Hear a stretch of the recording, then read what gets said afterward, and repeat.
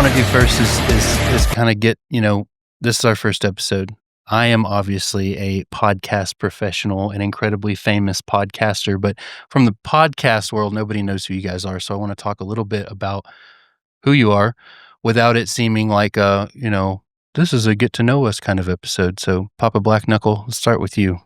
What are you doing here? Running a ranch for the family. Who are you? Kayla's dad, your son-in-law. You're her dad, but I'm her daddy, that kind of thing. And I'm your daddy. How are you her son-in-law? No, he's my son-in-law. All right, that's enough. Billy, what about you? World famous viral video, Billy Smith. Yeah, never in a million years would I thought that would have happened. I'm just out here trying to put out good quality horses and do something I have a passion for, and am blessed enough to be able to do so, especially for such a nice outfit and good family. Thanks, Billy. That's sweet. Jake?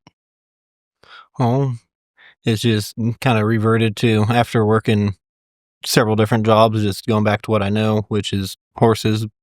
Kind of grew up around them, and I'm blessed and lucky to be able to work doing what I know how to do and work with a great That's what Billy group just of said. people. You literally just copied what No, I Billy didn't. said. What were you doing before this? Going back to horses. So before I was just kind of doing oddball jobs and making ends meet, welding, mechanicking, just kind of different trades I've picked up over the years. What about you, Papa Black Knuckle?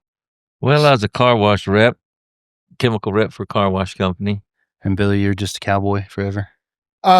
Yes, pretty much always an aspect of cowboy in everything I've done. But I've turned my hand to lots of different trades in the past. The old saying goes, I'm a jack of all trades and a master of few. It's not how it goes. No, It is. It is for you. When I say it. Yeah. jack of all trades, master of none. No, that would make me a master of none. So I guess the last thing I want to say on like an official note is I do not want this to seem like I am interviewing you guys. What I want, you don't have to raise your hand to speak. Jake, if you're going to talk over somebody, talk just like we would if we're sitting up on that pipe fence on a Friday drinking beer and we're just doing our thing.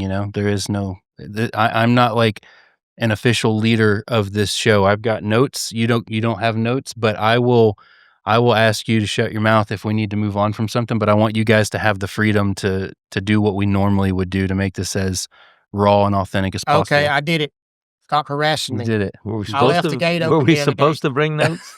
I'm the one that left the gate open the other day. Is that what you want to hear? I'm joking. Didn't leave. No, our gate openers problem is It's no all longer here. So when we first start these episodes, we're going to go straight into a segment called Last Week at the Ranch. And we're going to talk about the shit that we've done in the last week, 2 weeks, whatever that, is worth mentioning and, crazy or good or bad or ugly, whatever it may be. So, and before you guys try to call me out, I went through our to-do list. Dwayne's insisted that we never delete anything off of our to-do list. So it's all there. And I went through since the inception of this place a year ago and pulled things. So some of this stuff may not be last week, but we don't have to say, well, that was in August, True.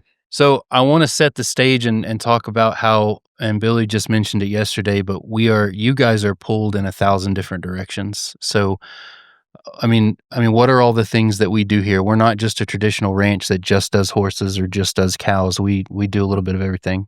Yeah.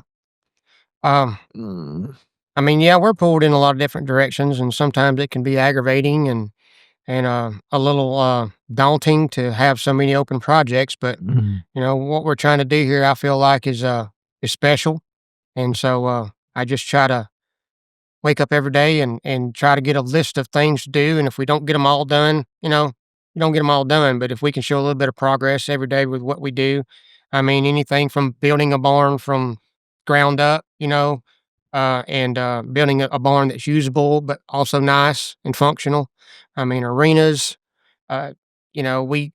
We've done a lot of clearing here on the land, a lot of stuff like that. And you can only do so much in a day. So I try not to let it stress me out because it's totally opposite of the way that I've always done business, and that's go out, start a job, get it done. So I've had to adjust myself a little bit.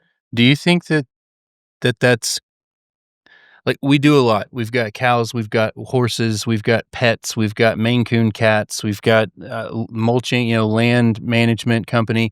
There's a lot going on here. Do you think that that's the reason, or do you think that it's because we're just getting all this stood up, and so we're doing things like building a barn? Like, what's different here than you've seen at other ranches? Well, most of the other ranches I've hired on for and worked for any amount of time, they've always kind of been established, so to speak. So, the pens were there, the cattle was there, the rope, chutes were there, everything was there, and you just kind of got thrown in to what the program was, and then you went after it, so you didn't really have to really worry about the odds and ends of what you have and what you want. It was already there. Uh, and that's always good. I mean, to be able to have everything at your disposal. But when you build a place, for me, it's nice to be able to do things the way that you would have done them or I would have done them instead of what somebody else done 20 years ago. Yeah. So I like that aspect of it because everybody has a certain way of doing things and certain mind frames of how they want to go about doing things. And if you can do all that stuff from the ground up and it be exactly what you wanted, you know, Yeah. hey, that's a plus. And fit with every other piece that you got going Absolutely. on. Absolutely. Yep. You mentioned arena. I mean, we got that thing. I mean, it's jamming. almost done. We We're worked- able to use we it. worked horses and cows in it today, and it was great. The barn too. I mean, I can see light at the end of the tunnel. We're getting projects finished, and we're getting ready to start moving. Yes, absolutely. It's fixing to get a lot more fast pace, I do believe. I think it's a lot more interesting too, and all the different things that we're thrown into. It makes your day go better, Mhm. makes it go by fast, and you're doing it for the ranch. But you That's the still thing. you can leave those sunglasses on. I like Have that. to. He's got to play Poker Stars after this. I just realized it, but I mean it's not terrible. It does make your day go by faster, but it also it makes you feel like you're not getting anything done. Like we're not Amen. we're not moving forward at the speed that we would want to be because we're pulled in so many different, you know what I mean? But Mhm. but it is nice to be like, well, what do we want to do today? What's priority? Let's build a barn, or let's build an arena, or let's get this mulching done. Instead of dropping a scroll with 40,000 things to do that needs to Yeah. be done, and you can just be like, okay, what's priority one today? Yeah. Let's do this, and do this. You got 40,000 things started. Oh you my can God, choose which one you want to yes. finish. Yeah. Yes. Well, some of them are never going to finish. We're never going to be able to dig a 4 foot, 4 foot deep, 20-inch hole out here like we try to do, and that's part of it too, is trying to figure out how the hell we're supposed to get things accomplished when the ground, I mean, anybody that's not from this area, this is not fertile soil. No, This is, it's rough country out here. yeah, it's rock shelf and impossible to dig. So we have to be able to pivot and come up with, yes, I was telling Caleb the story last night, but yesterday when we were like, okay, digging this hole is not going well. And I said, just call it. Let's figure out something else. And we started bouncing ideas off of each other. And it was okay. Well, what if we used, I think you said first, Dwayne, what if we strap it to the fence? And then I said, Yeah. what if we pounded pipe and set it over the pipe and then strapped it to the, and then Yep. Billy's like, and then you add a collar so you can bolt it to it. So it's bouncing. Jake probably said something in there. I don't know, but really useful. yeah, but Way to be useful, Jay. it's overcoming these hurdles quickly, but like as a team and putting these ideas together to be able to overcome them. But for me, it's to be able to overcome them safely and quickly. That's Yeah. key. We can't sit around for 3 fucking weeks trying to figure out how we're going to do something. We need to do it, figure it out, execute it, and move on because we got other stuff going on. Well, to me, it's all about being versatile. I mean, something's not working. Hey, let's go a different direction with it. It's about being versatile and adapting to what you have on hand or at hand. It's like I said, this country's rough out here. I mean, it's rock every freaking where, cedars, mesquite, cactus. I'd love to have 50,000 acres of prairie land, but we don't. So you adapt and you overcome and you move this over here and you do this a little bit, and you got to be versatile, and you got to be versatile on the fly, and that's something that's hard to come by. The funny thing about that is when we picked this place, we picked it because the land was treacherous and it was pretty, and it was like hills and caves Rugged beauty. and hard bottom creeks. And if looking back on it, if you're picking a ranch right now, probably wouldn't pick one in this area or like this. I would go for prairie, flat, soft, nice soil. Because I mean, even like we just took on a project to trench 2 foot deep, 700 and something feet from one edge of the one side of the property almost to the other to power the barn, and it hung over our head for 5-6 my weeks. God. It was Yes. something that we talked about. We decided on the plan. We tried to execute. It didn't work. What did we try first? Was it the skid steer? The skid steer and the How'd that go? Trencher. trencher didn't work. Well, it went great. Well, it About wouldn't 10 work feet. for about Yep. 10 feet. Maybe For about 20. 10 feet. Yeah. It went great. Tore it up, I mean, and then we had to regroup. more than tore it up. I mean, it was broken. Yes. You were running to Home Depot. 2 hours later, 2 we hours had later. bolts. We were fixing it. We were going another 5 feet. It was breaking, and we had to call it. And I don't remember if we went straight to the excavator at that point or That's not. in the budget. I think the next day, well, money's no object. I mean, according to Papa Black Knuckle, that's what he's beat into my head since I first been here. He said, Money's no he said, object "Now on the look," Black Knuckle Ranch. he said, "No, look here, Billy." He said, "Money's no object, man." Never be stingy No, I'm with joking. another I'm man's joking. I'm wallet. joking. No, you're not joking. He does say that all the time. And you know what the way that I look at everything from, I want this to be kind of helpful to people that are just starting out in the ranching business. The way that I look at it, I like the money is no object in a sense. I want to have good equipment where we need to have good equipment. I want it to be safe. I want it to work right, because there's a certain point where I'm losing money if we're wasting time. If we're having to fix something constantly, Exactly. we're not making money. So where it matters, yes, I would say that money is no object. But the way that I look at it is every piece of this ranch needs to pull its own weight. We got Maine Coon cats in there. I'm not robbing from horse budget to take care of Maine Coon cats, just like I'm not robbing from logistics budget to take care of ranch, horses. Everything needs to Stand float on its itself. own feet. Exactly. I agree. And that's what I mean. It's a big joke that money's no object, but my meaning is, I know We know that, your meaning. I know that you're gonna get the stuff to do it right. Yeah. Not throw it Most out of the the window. time. Yeah. We just bought a $450 chute that looked like it came out in 1967. Yes. So But that's all right. It's functional. where appropriate, we will cut corners and we will build or we will buy at a garage sale. But when it comes to the things that are going to get you guys hurt, no, not so much. When it comes to I don't want to. That chute is purely mechanical. There's not much Yep. to it. We're not going to be working on that thing every day. We could rebuild the whole thing in 3 hours and for $50 and be done with it. So it's not something that's going to cause us a lot of grief. Well, this is for a later date, but I think we need to work into some kind of budget. A milking chute. You I'm just missed saying, you I'm just missed the saying. 2026 budget I meeting. was told. Some hobbles, at least. I was told there were some hobbles. I think we asked you to put in for the budget, For 2027. 2027. What do we need a milking chute for? For mama cows? That's for a later conversation. You know exactly what I'm talking about. Yeah, that is for a later conversation. Yes, it is. Okay, so the main point of this episode was what? It was good help is harder to find than good horses. And I want to talk about kind of what our core standards as a ranch, or more specifically as horse trainers, what are those core standards? What would you say the number one thing that Black Knuckle Ranch represents as far as horses are concerned is?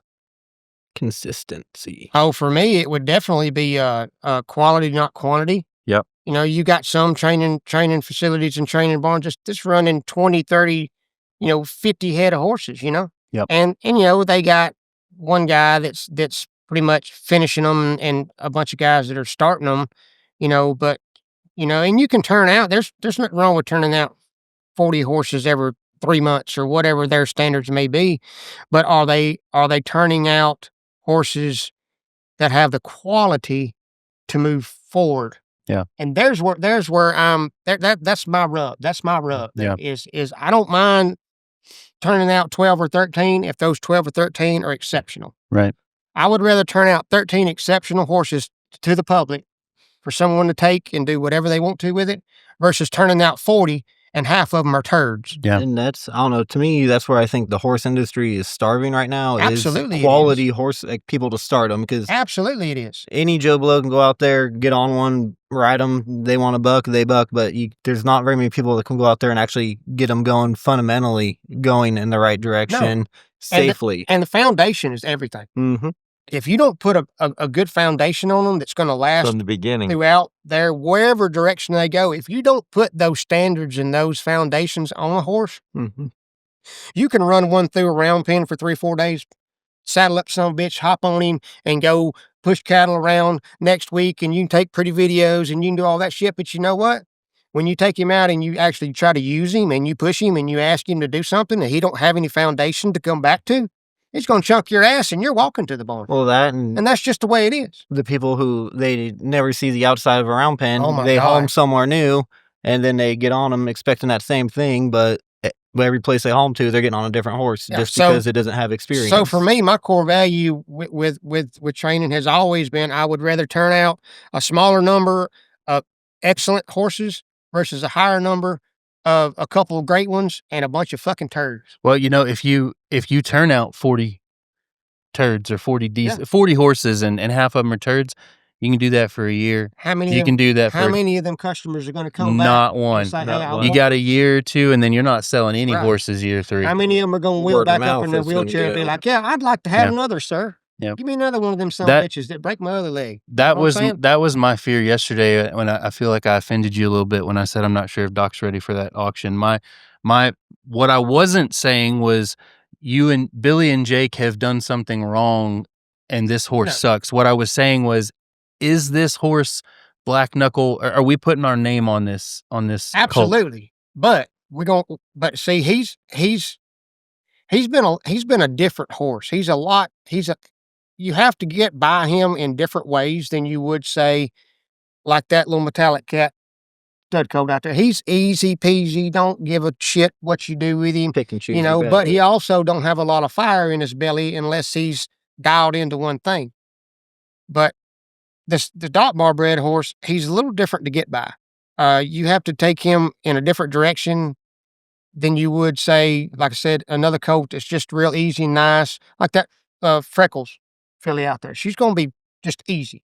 She's gonna Doc's not going to be always easy, but I'm telling you what, when he gets right, which he's already made leaps and bounds in the past 3 weeks, when he gets right, that son of a bitch will have more heart than any horse on this ranch. Yeah. More What- heart and more try. Doc reminds me of what I put down as kind of our top, what I consider from a distance our top core value, and Oh, that's yeah. we don't rush horses. No, you can't. Doc has been in the works for a minute. He's amongst ones that you guys have been working the longest, and we don't rush them. We do what they're capable of doing, what their mind is ready to do when they're ready to do it. And if that means we hold on to them for longer than we anticipated, we hold on to them longer than anticipated because it's good for the horse, good for the buyer, and it's good for us. Definitely. Well, it always goes back to, like I said, one of the best pieces of advice that I ever gave to me in my entire Did you say equine career. gay? Didn't say gay. What'd you say? His wrist would have You flipped just if come he out said of the that. closet. Did you just touch my ass? Jake. The very best piece of advice, and I have used it not only in horses, and it was actually driven toward horses, but I have used it so many times in my life in so many different ways, is my mentor, Ernest Wilson. And you can go to American Paint Horse Association Hall of Fame, and he's in there. One of the best horse trainers I've ever known. He was Buster Welch's nephew. He learned everything that he learned from Buster Welch. If anybody don't know who Buster Welch is, look him up. He always told me, and it took me a long time to figure it out, because when I come to him, I was a decent horse trainer, but I didn't know the particulars that what makes a great horse. Working with him, I learned it, but I was didn't really want to be told that I didn't know everything, but Mm. needed to be told that I didn't know everything. He said, you have to go slow before you can go fast. The first time he told me that, I looked at him like a cow looking at the new gate. I'm like, what the fuck did you just say? So what he was trying to tell me was, if you don't put those foundations and those steps of what you're wanting out of that horse, if you don't put them together slow and then speed will come, you're gonna have a clusterfuck on your hands. You know what I'm saying? You can't take a go-kart track driver and throw him in a NASCAR and expect him to go out there and run a great race, because he don't know what the fuck he's doing. He's got to work his way up. Does he not have to work his way up from the dirt track to the kart to the bush series? You know what I'm saying? If you don't work your way up into where you can be accurate and fast, you're never going to be both of those things. You're going to be one of two things. You're going to be fast, and just a barrel full of fucks over here, or you're going to be accurate, fast, and you know what I'm saying?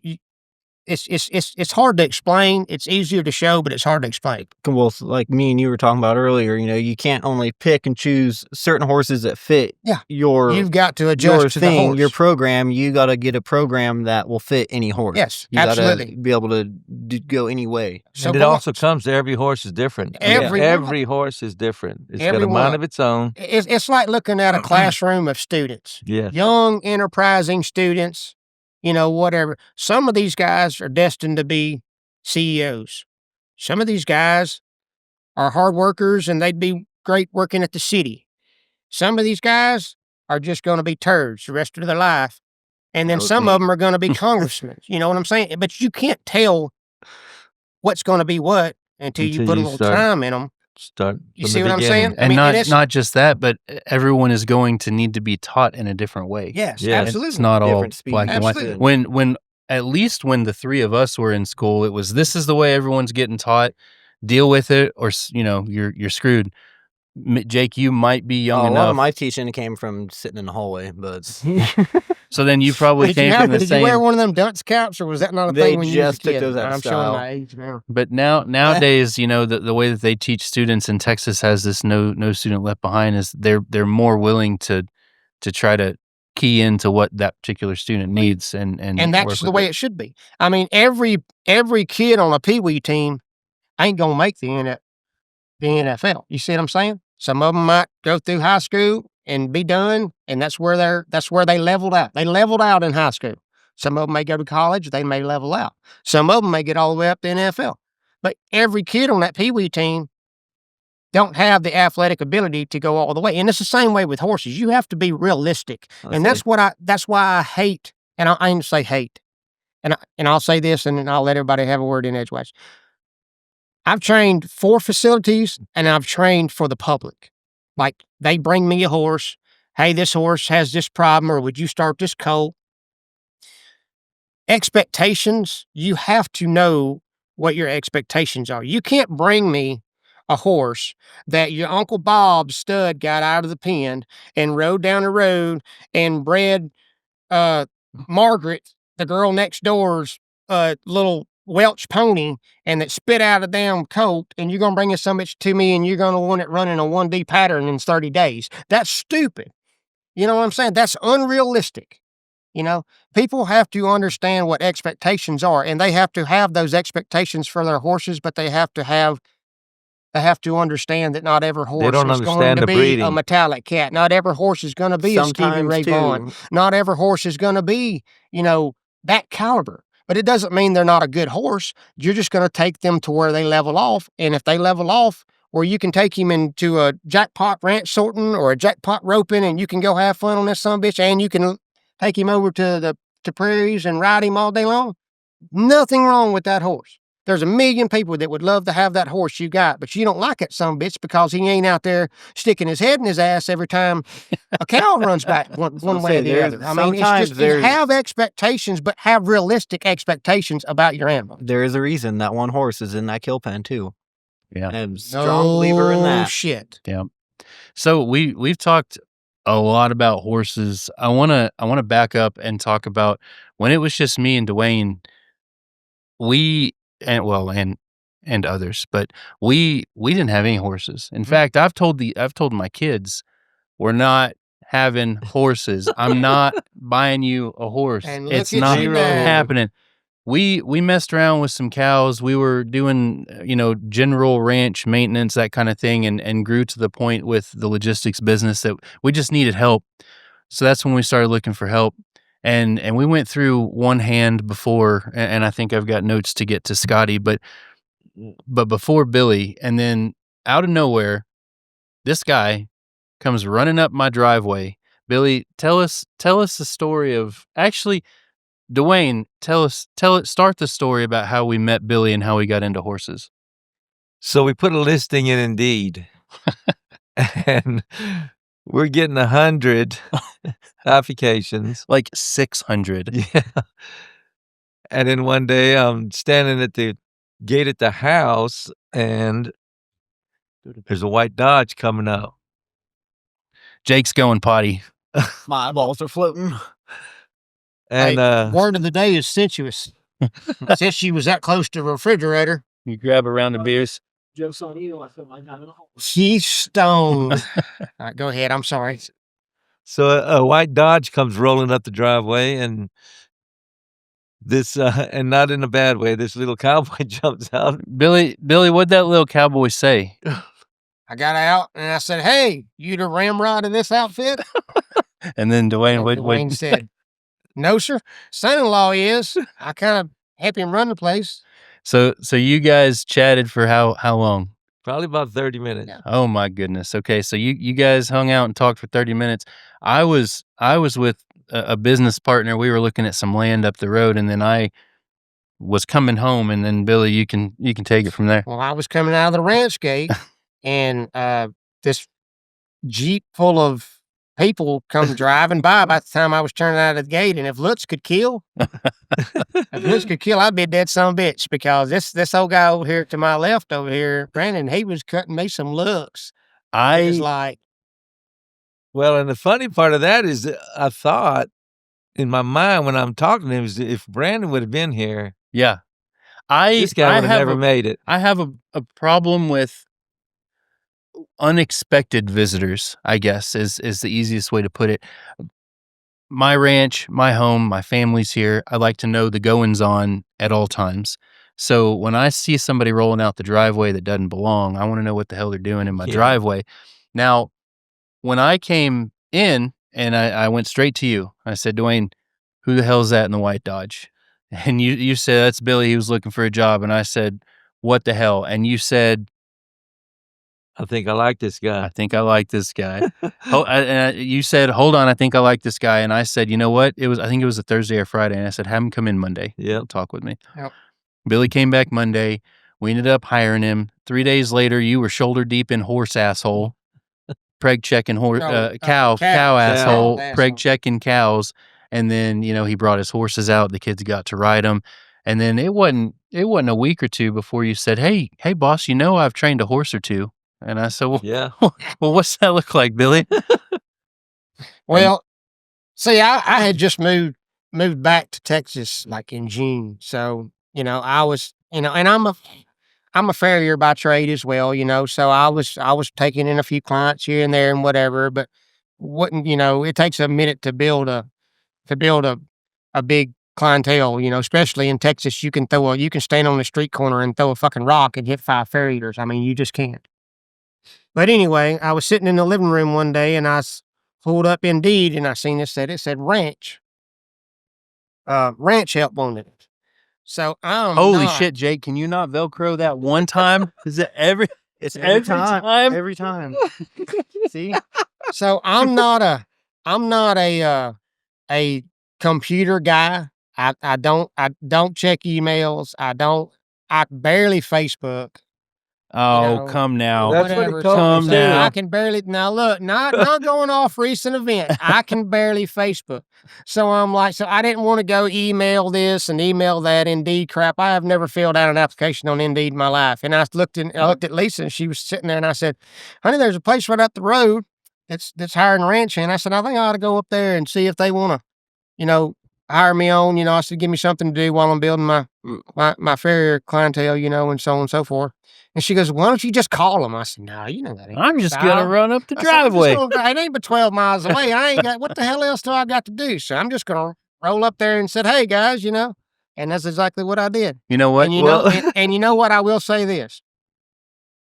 I feel like that was, I don't know. I ain't one of them people that believe in destiny or whatever, but that I felt like that was, it was kind of we both got steered in the same direction. Yeah, I was thinking the same thing, the destiny thing, but more specifically, it couldn't have been a Friday because you were here. And if it had been a Friday, you'd have been dead in the water. Well, you know what? That's Well, all and right.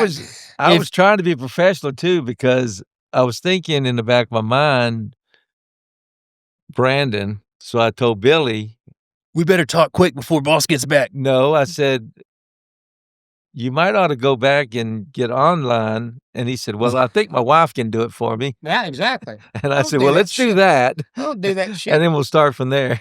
Poor Jake saw that side of me recently. I don't know what it is. I mean, it's a protector thing. I can't. My brain can't handle people wandering around. Let me back up. When you saw those easement people running through here yesterday, and Yes. you're like, "Who are they?" That was really difficult for me to get used to because they will show up whenever they want to, Yeah, and they unannounced. just come through the gate, come through the gate, come through the gate. They do whatever they want, and that is tough for me to wrap my head around, especially if we're gone and Leilani calls or texts and says, there's people in the pasture. And I'm like, well, who is it? I don't know. Is it easement people? It's hard. So, Well, that's why I jumped their butts too, because I didn't want them to leave. And you go, do you know who that was in that truck? And Yeah. I go, yeah, I just ripped their I ass. opened the gate for them. So Oh, you did? I knew who it was. And then Okay. I've come at them before too. In fact, me and Kayla were in the house and I was standing in the kitchen and I could see them 2,000 feet away jump in the back fence with what looked like ski poles in their hand, and I grabbed a pistol in the side by side and I rode out there with a Pop-Tart in my hand. And I was like, who the fuck are you? What flavor? Cherry, always. Back Yeah. to Billy, Nobody though. eats They're cherry lucky it wasn't Pop-Tarts. cherry. Who the hell eats Yeah, cherry? no, cherry. Serial killers eat cherry Pop-Tart. Back to when Billy pulls up. Hold on. I knew when Billy pulled up and we talked for that 30 minutes, it was going to be great. I knew it.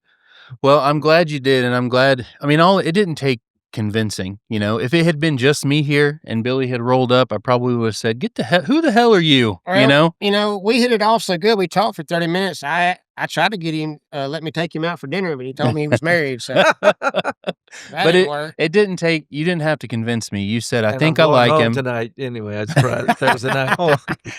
Better than mine, because mine, when I got here for my interview, it was, well, which Jake are you? Are you early or late? It's Right. funny. It's funny Oh, that you fuck. that you just said that because I was going to say, what did your interview look like? But that I remember that because there was. I mean, you were the early one. No, yeah, I got here That's early. about 10 probably minutes why early. part of why we Kinda liked hired it, you. too, because you didn't pull up in a Dodge. Yeah.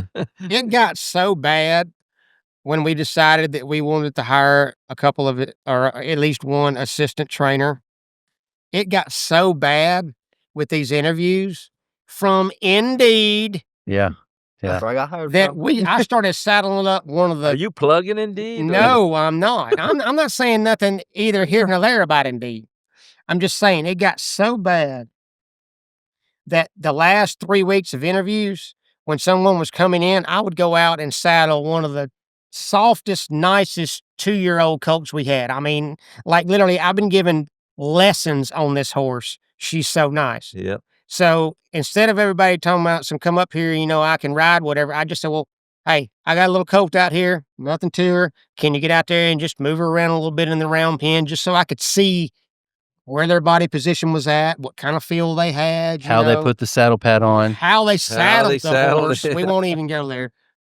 It got so bad. And then when Jake come out there, and I said, Jake, you mind getting on this horse and kicking it around a little bit, whatever, after we chatted for a minute. And he went out there, and I knew when his ass hit the saddle, not that I was looking at your ass, Jake. Yeah, I think you were. You still are. When his ass hit the saddle and them hands went wide and low and them shoulders sunk in real soft, I looked over at Brandon and I said, this guy's been on Yeah. coach before. I Yeah. mean, that's the first thing I said. I said, because I mean, you had some people out there with their hands up in their, I mean, just flogging this sumbitch like a banty rooster. And I'm like, dude, it's a 2-year-old. What are you doing? Or putting the saddle pad on sideways.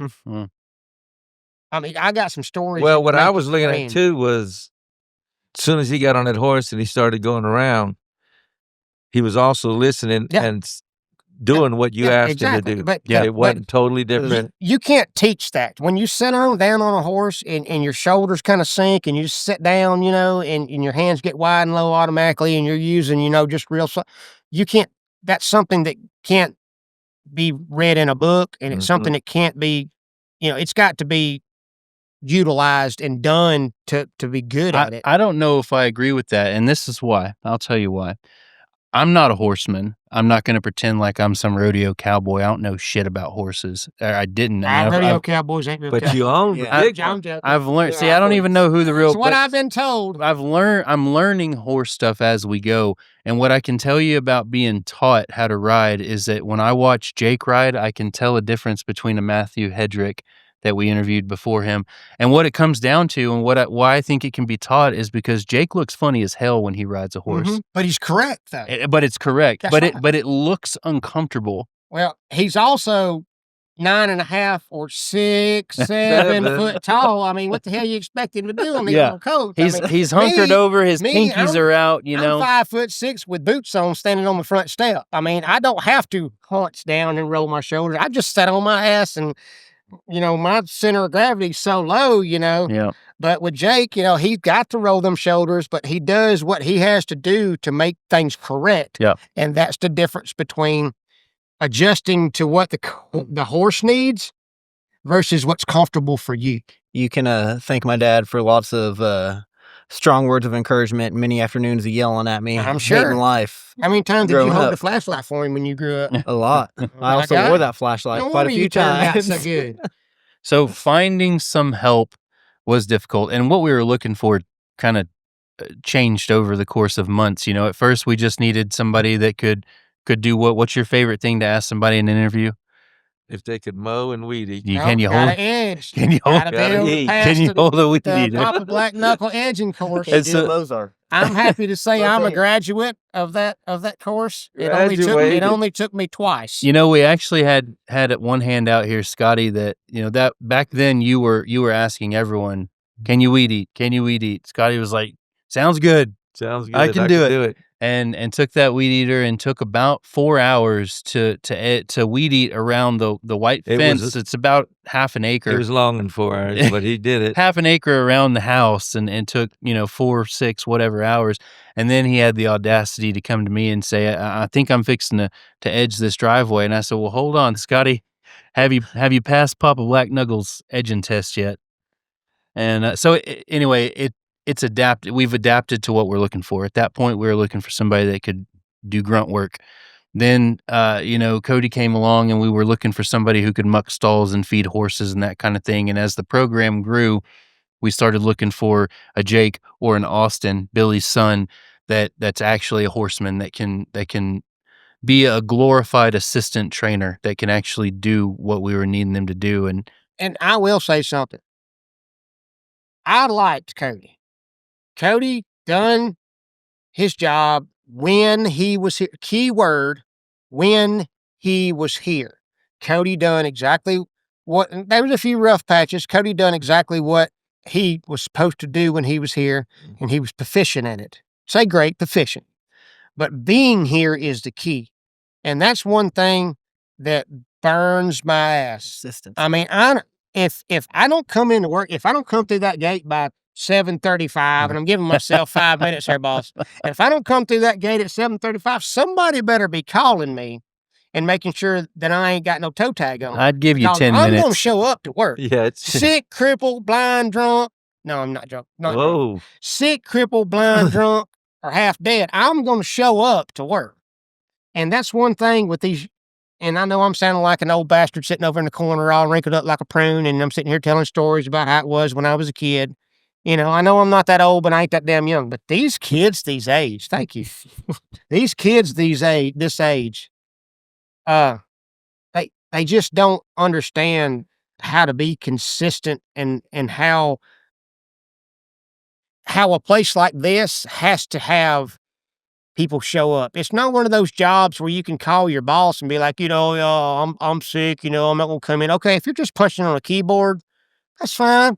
You're not gonna be in a place like this. You're missed. You have to be You here. have to be here. I look at every job that way, and I actually consider it. I don't want to say a character flaw. You just moved, and you're going to screw up the whole shits. The whole shits, Billy. Well, I gotta go see Kinley. I gotta go see a man about a dog. Okay, Is there a sign for that? go peep. No, you go pee pee. There's a dude in that room that's taking interviews about horses. I consider it a bit of a, and this is going to sound harsh, but a character flaw.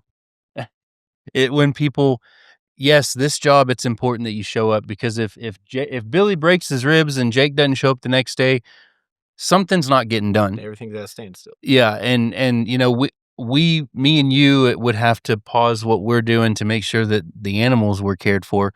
Yeah. But I consider that just in general, Cody's young, and hopefully that's the thing. We love Cody.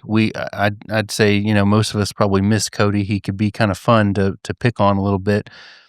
But showing up to work is not something that I did well when I was 23 years old. So I get it. Same here. But it's it says more about not who he is, but where he's at in his life. But it's just as important if he goes on to work at a paper company that he shows up. He'll get his priorities. Yeah. And I get it. You get a little bit of money. It doesn't take a whole lot to live when you're 23 years old. So you get a little bit of money and you get comfortable and you think, I'd rather go do whatever than go to work. I understand it, but at some point you got to grow up. It's either you grow up or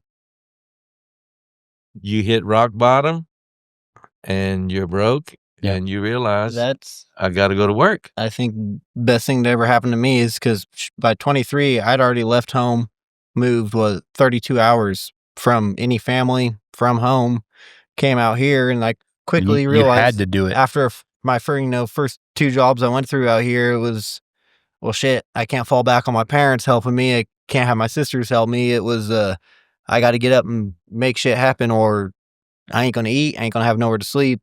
I gotta make it happen. Yep. I moved out when I was 16.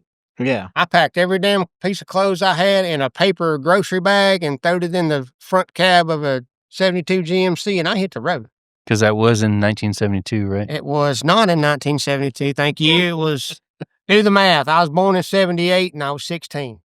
Don't ask me to crunch numbers. What about the hand, and this one I won't mention names, what about the hand that came in here and took cash off of you, took cash off of me, and never showed back up? That is what I like to consider a lifelong, everybody owes me something, but I don't have to give forth effort kind of person. Yeah. See, those are the type of people I look at it as, well, shit, it only cost me $20 and I don't have to deal with them again.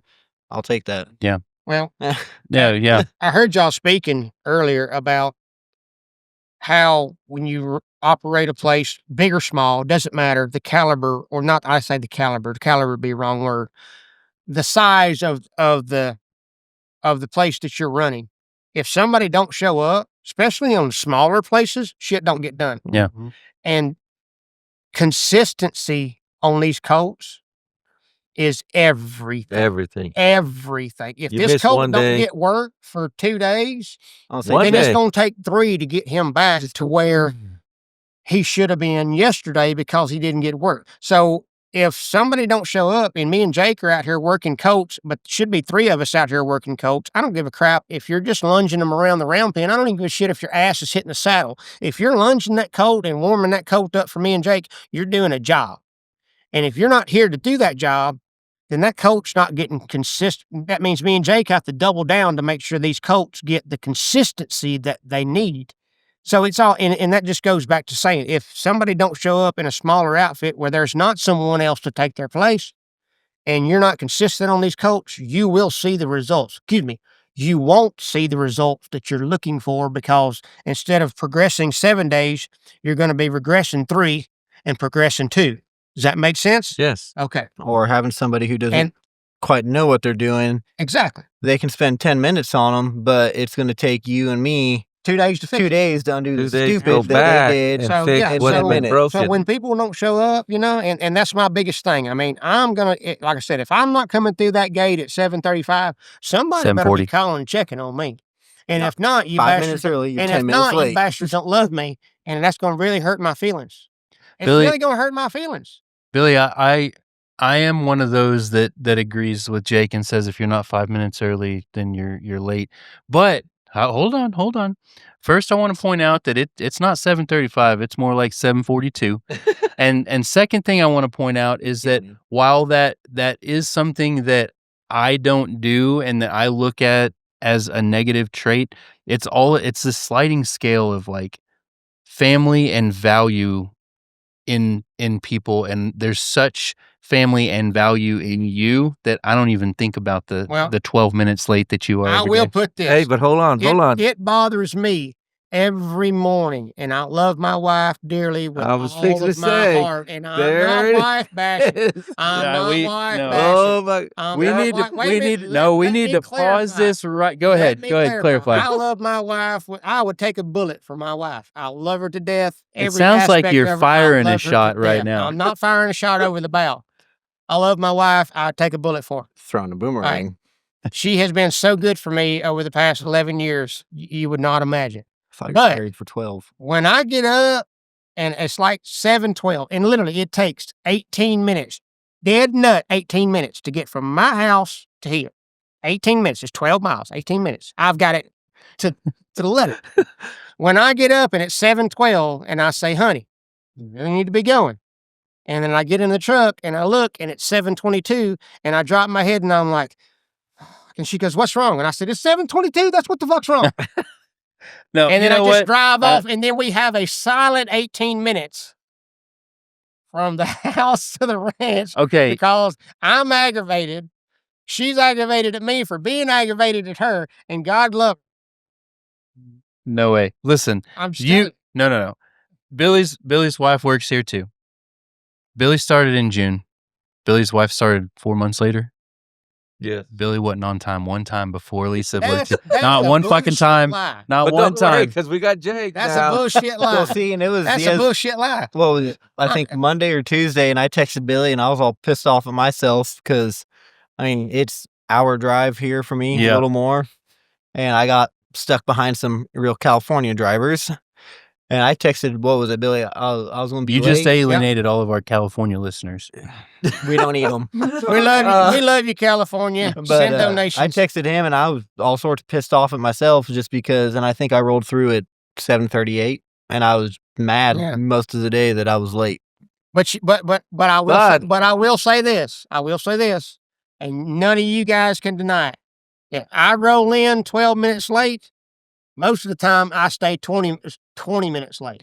There is no, I don't keep an eye on the clock in that way, but what I'll say is that you are efficient in what you do enough to get away with the 12 minutes late. Diligent. That's not something that I care. The 12 minutes is not something that I care about because I know that when you get here, you'll call it ride for the brand. I'll call it bleed for the ranch, whatever you want to call it. You give your all to this place. Diligence. And I've never said anything to him about being late. I am a musician. I mean, we do, check out Billy and the Medicine Man. 10 o'clock. Are you plugging something? No, I'm not. I am. Where you playing that tonight? I am a semi-musician. So, we're used to staying out late and getting up like at 10:30 in the morning, and hitting a bottle of Jack Daniels. So this has been really tough for me to adjust. I'm joking. Well, what's funny is, semi-professional. Never said anything to him about being late, but the guys before, if you don't bring shit to the table, then things like that are an issue. The way that I always have looked at it is, if you're not adding value, then at some point I'm looking for a way to get rid of you. Yes. And that's when I'll start nitpicking that you're 12 minutes late every day, or you don't show up when you don't show up. I'm sure Cody's going to listen to this, and Cody, we love you. But if Cody had been more valuable than just a horse feeder and stall mucker, if he had been one that was gonna run a fence the right way and that was able to ride these horses, we would have overlooked the absences longer than we did. He's expendable at the level that he's at. I do want to say something. I'm upset that there's not a pot of coffee made every morning when I get here. There used to be. Late. When I get here 12 minutes late, there's not a pot of coffee, and I'm going to blame that on Papa Black Knuckle because that was in the brochure. Well, I was throwing half a pot away. That was in the brochure. The brochure that you handed me when half a pot away. The day that I rolled up here trespassing unannounced, in the brochure there was, well, I'll have a pot of coffee for you made every morning. And you said that?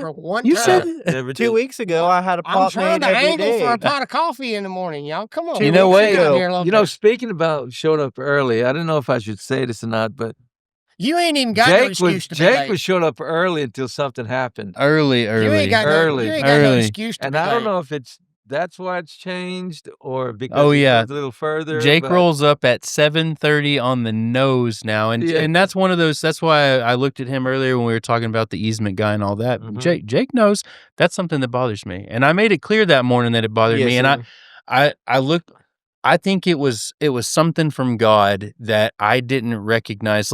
Jake rolled up early, 6:45 with a buddy from out of town. I saw a pickup truck. It was dark. Saw a pickup truck at the barn, which is 700 feet from the house, 500 feet from the house. I couldn't make out. Probably have bullet holes in it now. Yeah, I couldn't make out who it was, what they were doing. But then I thought, oh, that's probably Jake. Then I saw another person, and I thought, well, maybe he brought Lindsay with him. But I realized, in my sleepy eyes, oh, that's a boy. He's not built like Lindsay. To boot, they were loading stuff out from the barn to the truck, and I thought, oh shit. So I recognized who it was after a few seconds. I went to my office when he was driving up this way. I met him at the driveway, and I was hot because that's one of those things. It's the easement, people coming and going. It's Billy running up the driveway. That I don't have a lot of buttons, but that is definitely a button of mine. So I tore into him, and it was from God that I didn't understand that his buddy was shit talking me. Because I came up and said something like, "Who the fuck is this? What are you doing with this stranger on my ranch?" And I said something about that's a good way to get shot. And his friend said, "You better not miss." And for whatever, I'm usually pretty quick-witted, but for whatever reason, I just thought, poor guy's suicidal. Like he's miserable, and he's telling me that he wanted to die. And it wasn't until I was telling the story to Kayla at 3:20 that afternoon, it hit me. It's like, he said if I didn't kill him, he'd fuck me up. Well, it hit me as soon as you said that. And I don't know why. I was like, I wonder why Brandon didn't rip him out of that truck. I'm glad you didn't say something, because so once I realized it at 3:20, I thought, he's probably fixing to be back here because he's got to pick Jake up this afternoon. So I went straight out there and I said, "Hey, Jake, your buddy here?" "Yeah, he's in the truck." "Hey, this morning when he said, did he mean?" And Jake was like, "Yeah, I ripped into him pretty good about that. He didn't mean it." And I was like, "No, he didn't mean it." Well, and after talking with him, his, cause that was, what was it? Like, it was low 30s that morning. From what he told me too, was that it was more of it's too damn fucking cold to be running around dodging bullets. Just hit me. That's fair. That's the way that I kind of took it. He was meaning it. Just get it over with and hit me. But whenever Jake confirmed he was in the truck, I approached the truck and I said, "Hey, this morning when you said what I thought, but what I know now," and he was like, "Yeah, I'm really sorry about that." It's just the chain of events. I'm not the kind of guy that's gonna like chest bump, hit me. I don't fight often. Neither. If I get in a fight, the other person's gonna get knocked the fuck out before they realize they're in a fight. I'm not gonna bump chests. I'm not gonna say hit. So it's just the chain of events was perfect for me to not end up hurting somebody. Yeah, you handled it. So what Brandon's trying to say? No, it wasn't me handling it. It was luck. It was God. It was something outside of my control, because if any one of those things had been done differently, I had a 357 on my hip. Good though. So really? What Brandon's trying to say is public service announcements. Jehovah's Witnesses bicycle, stop at the gate, and don't come up in here trying to sell us a vacuum cleaner. If you want to help me get him, I'll hold him down. You can shake, because his hair. He's from Kinley. Where's Dell's from? Mississippi. He's just your typical little coon ass, barefoot, turtle catching.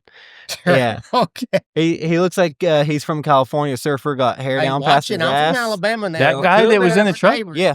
No, his hair's past his ass when he lets it down. Not that I take a lot of from Louisiana. He fights.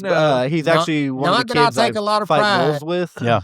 I'll hold them down if you want to buzz cut them. No, this went beyond buzz cutting, and I'm perfectly fine. Just to go on record, I'm perfectly fine with the situation now. I've addressed it hot-headed. With Jake, and then again with the guy, the kid has apologized 2 or 3 times. Like, everything's cool, but I'm just glad that things worked out. Like, that I was dull enough to not understand that he was running his mouth when he was running his mouth. Yeah, it just worked out great. It worked He's out great. young and dumb. Yeah. Just be careful about the Mississippi remarks. I'm from Alabama. We're right next door. Now, not that I take a lot of pride in that. Yeah, but you Not picked your that I take a cousin, they lot of picked their sister. from being, and there's nothing wrong with Alabama folks. There's nothing wrong with Mississippi folks. But you know what? I have seen enough. Well, we're from Louisiana. I have seen enough. I have seen enough of the east side of the Mississippi River that if I don't ever go back there again, because I'm going to tell you a story. I grew up in Alabama. I mean, I was born and raised in Alabama on a farm.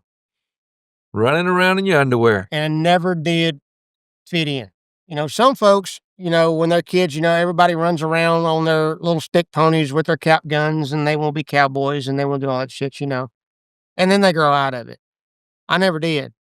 So from the time that I was a teenager, and keeping up with Terry Don West and the bull riding and all those old school cats, I knew where I wanted to go in life. In Alabama, Austin even though it's city changed, limits. it's changed a lot in the past 20 years. There are rodeos, there are rodeo circuits, and those guys, they do their very best to give the kids that were like me an outlet to go. You've just called out Alabama listeners, so we got no California I'm not listeners. saying We got no Alabama I'm not listeners. saying- missing look, much. Look, I'm not saying there's anything wrong with Alabama. I just said it just don't fit me. You said they don't have any real cowboys. Is what you said. Did not And say Jake that. even called out the coon asses. I said Yeah. there's not an outlet, a big outlet. There's a percentage. There's not a big outlet in Alabama. Like out here, you can stand on the street corner, and I've done use this, whatever you call those things where you use it. Never mind, it ain't important. No. You can stand on a street corner, method? and you can throw a rock in 5 different directions any given day of the week, and you can go to a roping. Yeah. You can stand on a street corner, and you can throw a rock any day of the week, and you can hit a bull riding practice pen. Or you can hit a rodeo. For the love of God, on the weekends, you can throw a rock in 17 different directions and hit a fucking rodeo. Hit a barrel racer. In Alabama, it's not like that. So there's a percentage of guys that are trying to give these kids an outlet to do what they want to do, but it's not like it is on this side of the Mississippi. Oh, and I'm just sorry. I mean, that's just a fact. And that's how I mean, it it's was just a cold, hard fact. for me back home too. Because there was, I think, Back home would be from where for you? Oregon. Oregon, okay. And that's part of the reason I moved to Texas was come out here so I could fight bulls more. Everybody and, wants to come to Texas. and back home, I mean, I was driving 2 hours. I hear you, 2.5 Aloha. You just sit hours over there and shut up, Aloha. to go fight a practice pen for Hawaii. free. Whereas when I moved out here, and then I've got 5-10 different practice pens that are offering to pay me just to come out there and fight for them just because they've got 15-20 guys coming to get on. Jake's a bullfighter. And we're not even just talking about Texas. I mean, I'm not sitting here telling myself Texas I love Texas. Texas has been really good to me. But I mean, you're talking about Oklahoma, you're talking about Arizona, you're talking about New Mexico. I mean, the outlet for stuff like that is so much bigger You're out in here. the center. You're in this, yeah, exactly. You're in the dead center of the heritage and the culture, and that's what I love about it, and that's what drew me out here, and Cowboy country. Not saying anything about my folks in the Southeast. I love you guys. It's humid and you have to squat skeeters, and we do too here in Texas, but they won't carry you off like they will in Alabama I was just in the middle of saying, July. I'm just saying. I love my Alabama people, but it's not for everybody. Stephenville claims to be cowboy capital, but I'd call that more of the team roping capital than the Hey, you cowboy better capital. watch out. You're going to offend Ty Murray. That actually the horse Her? capital. I've never heard of her. Stephenville has changed a Ty lot. Murray. Never heard of her. Never heard. Oh, wow. My goodness. What about That was Cody? a shot over the bow. is Cody, what what's that the guy was. around the corner? Cody, Cody Snow. Cody Snow. Snow. We need to get him out here. I know Cody I think Snow. he was having a roping. Cody yesterday. Snow, I know you're having ropings, and I know that they signed petitions, and I know that you're not supposed to be doing it. I know that you had way too many steers in your front pasture the other day. That's right. We need to take some of them off. Email me. We'll work something out. Black Knuckle Ranch. Right So, around the okay, corner. parting thoughts, because I'm going to fall out of this chair. We got 2 more episodes to do. Really? Parting. Oh yeah. Parting thoughts. When it comes to finding help, what do people do wrong? Papa Black Knuckle, go. For one thing, they put in on the and Indeed that they have stole my shit. they've worked No. the ranch. Or No. damn Stop right Indeed. there. On our end, what do the hirers do wrong when they're looking for help? Ah, that's a good question. Maybe we don't put in exactly what we need. I don't know. No, bullshit. I'm the one that writes those descriptions. As my I friend don't know. Tony Moppin says, all bullshit. Yeah, overlooking red flags. Billy, what do you think? Me, from personally. Well, we overlooked the red flags because when a guy comes out with a tattoo, no. We didn't overlook personally, on a personal basis for me. Now, I don't know about what everybody else does wrong. What I do wrong is I have a big heart. A super big heart. I know that I'm funny and I'm cantankerous and, can have a bad temper, but I have a big heart. Anybody that knows me knows that I have a big heart. So you got a kid rolling up here that's 19 years old and got a young son and don't know shit about riding horses and so my heart kicks in and I'm like, all right, we'll give you, I want to give you a shot, You let your emotions and your heart get in front of what you actually need. You see them to fill a position. You know what I'm saying? You go up here. Well, I'm 19 and I've rode a few horses, but I've got a young son and blah blah blah. And I'm like, small rough and tumble cowboy. I'm like, TIG double Gary, I feel so bad for you, Yep. And then I'm like, okay, we'll give you a shot. I like that answer. That's where it comes from a personal stand. I have a big heart and I have remorse for people because lots of the stories they come up here with, been there, done that, can relate. Let me try to help you out. But the thing about it is sometimes people don't want help. They want a handout. Yep. That's been where our I draw problem. the line. You turn into every bull rider with a buckle bunny that, I can fix her. Yeah. I like bull that riders answer. get buckle bunnies? Shit, I need to go. Told. Shit, 20 years ago, I should have been in Oregon then. I like that answer. I think for me, and looking at it from more of like a corporate history background, I would say that people tend to hire more based on resume than they do actual character. Yeah. And for me, I don't give a shit. Jake excluded because we really needed somebody who knew how to ride a horse. I don't give a shit what your experience is. I don't know how many. I mean, maybe 10% of the time I hire based on experience, and 90% of the time it's based on the person. And I think that's what people do wrong. Are you saying you don't like me as a person? I'm saying that 10% of you can ride a horse. You're growing in small percentages every day. Go, you got 10 seconds. I think the big thing is when we started this is when we started telling them to get on a horse. Oh, yeah, that was super helpful. Super helpful. Yeah, that was All my right. idea. Gotta pee. Thank you for listening to episode 1.